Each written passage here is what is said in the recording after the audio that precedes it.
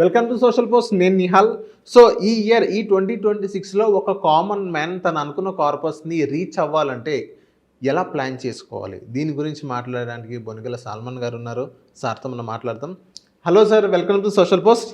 నమస్తే అండి నిహాల్ గారు. సార్, ఇప్పుడు ఈ 2026 ఇయర్లో ఒక కామన్ మ్యాన్, ఒక మధ్యతరగతి వ్యక్తి సో తను అనుకున్న డబ్బుని తను రీచ్ అవ్వాలంటే ఎలా ప్లాన్ చేసుకోవాలని అంటారు?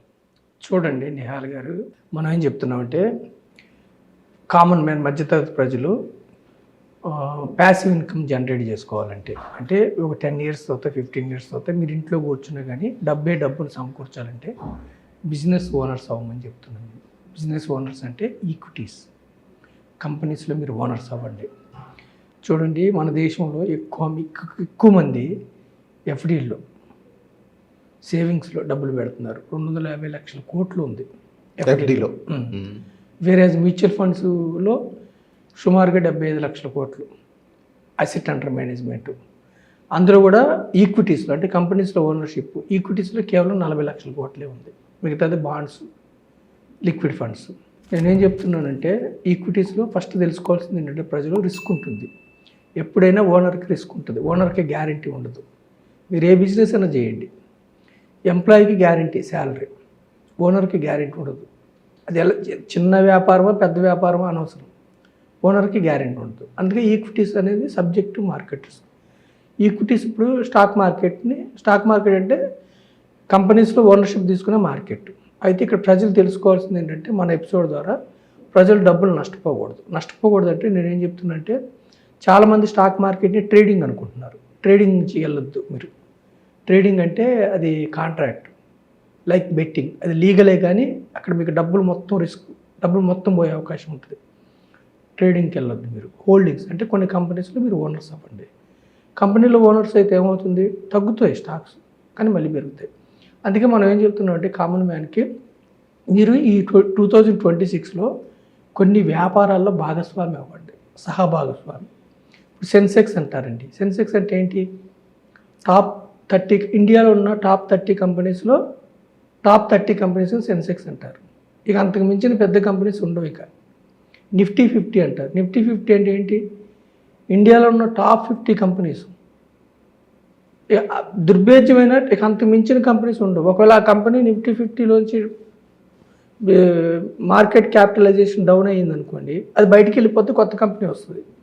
సెన్సెక్స్లో దానికి అర్హత లేని కంపెనీ ఉందనుకోండి, అంటే మార్కెట్ క్యాపిటలైజేషన్ దగ్గర బయటికి వెళ్ళిపోతుంది, కొత్తది వస్తుంది. అంటే నేను ప్రజలను ఏం చెప్తున్నానంటే, పెద్ద రీసెర్చ్ ఏం చేయవసరం. మీరు సెన్సెక్స్ ఫండ్ తీసుకుంటే ఇండియాలో ఉన్న టాప్ 30 కంపెనీస్లో మీరు ఓనర్ అవుతారు, సహభాగస్వామి అవుతారు, ఓనర్ అవుతారు. టాప్ బ్యాంక్స్లో మీరు ఓనర్ అవుతారు, టాప్ సాఫ్ట్వేర్ కంపెనీస్లో మీరు ఓనర్స్ అవుతారు, టాప్ ఫార్మా కంపెనీస్లో ఓనర్స్ అవుతారు, స్టీల్, సిమెంట్, ఐటీ. సార్, అంతేగాని సో ఓనర్ అవుతారు, కరెక్టే. సో ఇప్పుడు మనం ఎఫ్డి చూసుకున్నట్లయితే అక్కడ రిస్క్ ఫ్రీ ఉంటుంది ఫస్ట్ ఆఫ్ ఆల్. సో మనం పెట్టుబడి పెట్టడం కానీ, ఒక డబ్బు మనకి ఏదైతే 10 లక్షలు కానీ 5 లక్షలు కానీ ఉందో, సో ఎటు కదలకుండా అక్కడే ఉంటుంది. సో అది కూడా సేఫ్ ఉంటుంది. సో ఎంతో కొంత ఇప్పుడు మార్కెట్, ఇప్పుడు ఇన్ఫ్లేషన్ బట్టి కాకపోయినా కానీ ఎంతో కొంత డబ్బు అనేది మనం వస్తుంది. అదే మన ఈక్విటీలో ఇప్పుడు సెన్సెక్స్ కానీ నిఫ్టీ 50 కానీ, సో అలాంటి దాంట్లో మనం ఇన్వెస్ట్ చేస్తే, ఓనర్ అంటే ఇప్పుడు వాళ్ళు చేసేది బిజినెస్, సో ఎంతో కొంత రిస్క్ అనేది ఉంటుంది. ఆ రిస్క్లో మొత్తం డబ్బు పోయకుండా ఎంతో కొంత మన డబ్బు మన దగ్గర ఉండడమే బెస్ట్ అని చాలామంది అనుకుంటారు కదా. సో అందుకని ఎఫ్డి చేశారు అనుకోవచ్చు కదా మనం. మంచి క్వశ్చన్ అండి నిహాల్ గారు. ఇప్పుడు చూడండి, మనం బ్యాంక్లో పెట్టాము, రిస్క్ ఉంటుందా ఉండదా? బ్యాంక్ ఎఫ్డి చేస్తే రిస్క్ ఉండదు, ఇంట్రెస్ట్కి రిస్క్ ఉండదు. కానీ సపోజ్ ఒక 20 lakhs పెట్టామనుకోండి ఉదాహరణకి, బ్యాంక్ దివాలా తీసింది అనుకోండి, 5 లక్షలే వస్తాయి. రిజర్వ్ బ్యాంక్ ఇన్సూరెన్స్ 5 లక్షలే. రిస్క్ ఉందా లేదా? ఉంది. అసలు రిస్క్ లేనిది ఏంటి? మనం బీరువాలో పెట్టాం, దొంగలు పడలేదు అనుకుంటే అసలు రిస్క్ ఉండదు. కానీ పెద్ద రిస్క్ ఏమిటంటే, బీరువాలో పెడితే 6%, 7% ఇన్ఫ్లేషన్, పర్చేసింగ్ పవర్, ధరల పెరుగుదలను మనం పట్టుకోలేము, కరిగిపోతుంది. అలాగే ఎఫ్డీలో పెడితే కూడా 6% వస్తుంది మీకు. రియల్ రిటర్న్ అంటారు. రియల్ రిటర్న్ అంటే ఏంటంటే, పర్చేసింగ్ పవర్ దాటి మీకు రిటర్న్ రావాలి. అంటే మీరు ఎఫ్డీ పెట్టారు, నెక్స్ట్ ఇయర్కి 6% వస్తుంది, 7% వస్తుంది, కానీ ఇన్ఫ్లేషన్ కూడా 6 to 7% వస్తే మీకేం ఉండదు. ఈక్విటీస్లో ఏంటంటే రిస్క్ ఉంటుంది. రిస్క్ అంటే ఏమిటి? గ్యారంటీ రిటర్న్ రాదు. అయితే మనం ప్రజలకి ఏం చెప్తున్నాం అంటే ఒకే కంపెనీలో మీరు ఈక్విటీలో పెడితే ఆ కంపెనీ దివాలా తీస్తే మీ డబ్బు మొత్తం పోయే అవకాశం ఉంది. సపోజ్ ఒక 10 years కూడా ఆ కంపెనీ మీకు ఏం పెరగకుండా ఉంటే మీకు మీ యొక్క ఇన్వెస్ట్మెంట్ డెడ్ ఇన్వెస్ట్మెంట్ అయ్యే అవకాశం ఉంది. అందుకే మనం ప్రజల్ని ఏం ఎడ్యుకేట్ చేస్తున్నాం అంటే కామన్ మ్యాన్ని, మధ్యతరగతి ప్రజల్ని ఒకే కంపెనీ చూజ్ చేసుకోవద్దు. ఒకే కంపెనీ చూజ్ చేసుకుంటే అయితే మిక్కిలి డబ్బు వస్తుంది, లేదంటే మీ డబ్బు డెడ్ ఇన్వెస్ట్మెంట్ అయ్యే అవకాశం ఉంది. ఒకే కంపెనీ కాకుండా బంచ్ ఆఫ్ కంపెనీస్, దాన్నే సెన్సెక్స్, దాన్నే నిఫ్టీ, దాన్నే Nifty mid cap index, Nifty small cap index, లేదా ఇవి బెంచ్ మార్కులుగా అంటే వీటిని సమాంతరంగా బెంచ్ మార్క్ తీసుకొని పెట్టి ఈక్విటీ మ్యూచువల్ ఫండ్స్. అందుకే మనం ఏం చెప్తున్నాం, 100 రూపాయలు పెడితే కూడా ఇప్పుడు కొన్ని స్టాక్స్ ₹1,00,000 పైన ఉన్నాయి, కొన్ని స్టాక్స్ 10,000 ఉన్నాయి, కొన్ని స్టాక్స్ 20,000 ఉన్నాయి. మీరు 100 రూపాయలు పెట్టే వ్యక్తి ₹1,00,000 స్టాక్ కొనాలంటే ఎంతకాలం సేల్ చేస్తే ఎంఆర్ఎఫ్ లాంటి స్టాక్ కొనగలడు. కానీ ఈక్విటీ మ్యూచువల్ ఫండ్స్ కానీ, ఇండెక్స్ ఫండ్స్ కానీ, సెన్సెక్స్ ఇట్లాంటి ఫండ్స్ తీసుకుంటే ఇండియాలో ఉన్న టాప్ పెద్ద కంపెనీస్లో మీరు పార్ట్ ఓనర్ అవుతారు, బిజినెస్ ఓనర్ అవుతారు. అయితే ఇక్కడ ఏమిటి ప్రజలు తెలుసుకోవాల్సింది అంటే గ్యారంటీ రిటర్న్స్ ఉండవు. మరి ఎందుకు పెట్టమంటున్నాము? దీర్ఘకాలం చూస్తే, దీర్ఘకాలం అంటే ఎంతకాలం? More than 5 years, more than 7 years, more than 10 years చూస్తే ఎఫ్డి కంటే ఎక్కువ 6 to 8% రిటర్న్స్ ఎక్కువ వస్తున్నాయి సెన్సెక్స్లో కానీ, నిఫ్టీలో కానీ. ఎఫ్డీలో 6% వస్తే ఇక్కడ 12 to 13% వస్తుంది. ప్రజలు అర్థం చేసుకోవాల్సింది ఏంటంటే మన ఎపిసోడ్ ద్వారా గ్యారంటీ రిటర్న్స్ ఉండవు. అందుకే మనం ఏం చెప్తున్నాం, రిపీటెడ్గా ప్రజల్ని ఎడ్యుకేట్ ఏం చేస్తున్నాం అంటే షార్ట్ పీరియడ్ కోసం మీరు ఈక్విటీస్లోకి రావద్దు. లాంగ్ టైం ఎంత అంట? లాంగ్ టైం అంటే మోర్ దాన్ 5 years. అదే ఈక్విటీస్ అంటే మ్యూచువల్ ఫండ్స్ ద్వారా, ఇండెక్స్ ఫండ్స్ ద్వారా వస్తాయి. అదే మీరు డైరెక్ట్ ఈక్విటీస్ తీసుకుంటే ఏంటంటే దానికి రీసెర్చ్ తీసుకోవాలి.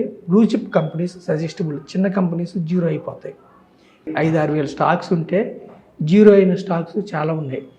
10 ఏళ్ళు, 15 ఏళ్ళు, 20 ఏళ్ళు అసలు పెరగకుండా ఉన్న స్టాక్స్ చాలా ఉన్నాయి. అందుకే ప్రజలకు స్టాక్ మార్కెట్ అంటే భయం. కాకపోతే మనం ఏం చెప్తున్నామంటే ఈక్విటీ మ్యూచువల్ ఫండ్స్ లేదంటే దుర్భేద్యమైన పెద్ద కంపెనీస్, బ్లూ చిప్ కంపెనీస్లో మీరు పార్ట్ ఓనర్ అయితే లాంగ్ పీరియడ్ అంటే రిటైర్మెంట్ లాంగ్ పీరియడ్, అవును, పిల్లల ఎడ్యుకేషన్ లాంగ్ పీరియడ్. మనం ల్యాండ్ కొనుక్కుంటే ఎలా వెయిట్ చేస్తాము.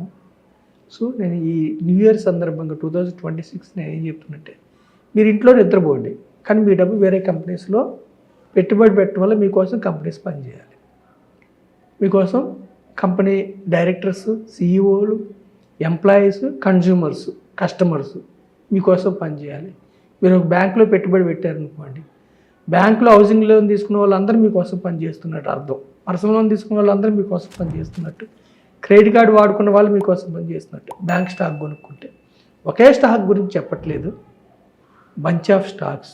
ఎప్పుడు కూడా గ్రూప్ ఆఫ్ స్టాక్స్లో మీరు ఉంటే దీర్ఘకాలంలో మీరు ఒక డీసెంట్ రిటర్న్ జనరేట్ చేసుకుని ఒక మధ్యతరగతి ప్రజలు కొంతకాలం తర్వాత రియల్ రేట్ ఆఫ్ రిటర్న్ లాభం పొందే అవకాశం ఉంది. Okay. So thank you sir మా సోషల్ పోస్ట్ వచ్చినందుకు.